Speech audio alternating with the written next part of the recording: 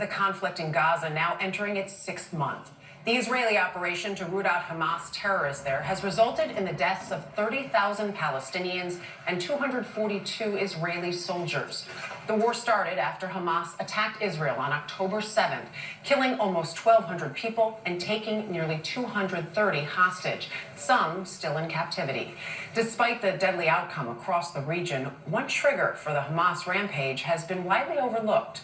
Chris Livesay has the story from Jerusalem. The infamous October 7 massacre that sparked a war. But one confounding yet eye-opening motive has escaped the headlines. In a recent speech, a Hamas spokesman blamed the Jews for bringing red cows to the Holy Land. The cows he's talking about at a secure, undisclosed location are these, red heifers, to be precise. Some Jews and Christians believe they're the key to rebuilding the historic Jewish temple in Jerusalem and to beckoning the Messiah. To understand, you have to go back nearly 2,000 years when the ancient Romans destroyed the last temple in the city. To rebuild it, these believers point to the Bible's book of Numbers. It commands the Israelites to sacrifice a red heifer without defect or blemish and that has never been under a yoke. Only then can the temple rise again. Caring for them on an Israeli settlement in the West Bank is Yitzhak Mamo. So we have here, after a long research, we find in Texas. In Texas? Texas, United States of America.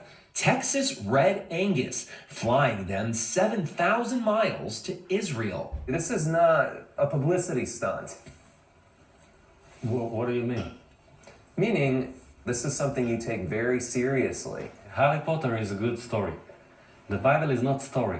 The Bible is a way of God to lead us. A massive altar already awaits, where the heifers are to be burned.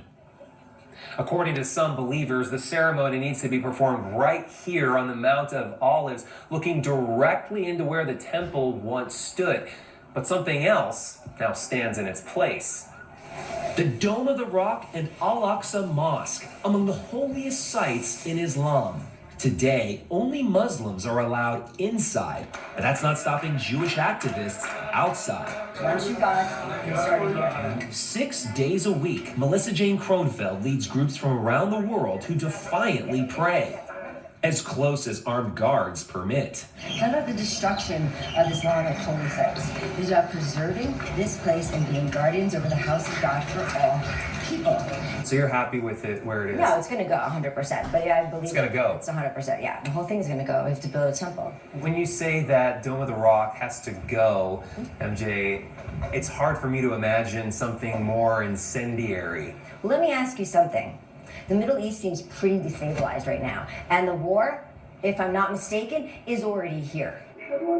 To be clear, hers is a dream not shared by the Israeli government or by the vast majority of Israelis and Jews, but it's been enough to incite numerous Islamist groups. Hamas has dubbed its October 7 assault on Israel the Al-Aqsa Wave and has the Dome of the Rock on its emblem. But this is sacred ground to billions of Muslims globally, not just Hamas terrorists, stresses Imam Mustafa Abu Sway of Al-Aqsa Mosque. Al-Aqsa Mosque belongs to all Muslims.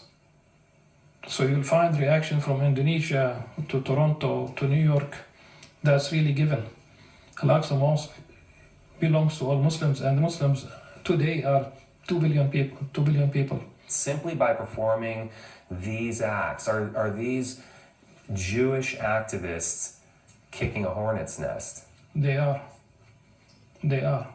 A hornet's nest they're kicking all the way to Capitol Hill. So good to see you here in the nation's capital. Those sacred cows were showcased in Washington at a recent prayer gathering. Many evangelicals believe these red heifers will usher Christ's second coming. And we need the Messiah to come, right? So for me, the red heifer is red for the blood of Jesus Christ. Back in the West Bank, Mamo says the ceremony could take place any day. But can you understand why Hamas could be outraged by something like this? I cannot understand that even if they are right, why they have to slaughter and rape people to win their war. Terrorists have been attacking us before we ever dreamed of these cows, he reflects. They don't need them as an excuse to kill. For CBS Saturday Morning, Chris Livesay, Jerusalem. There is still much more to come, including the dish and our Saturday session. Right now,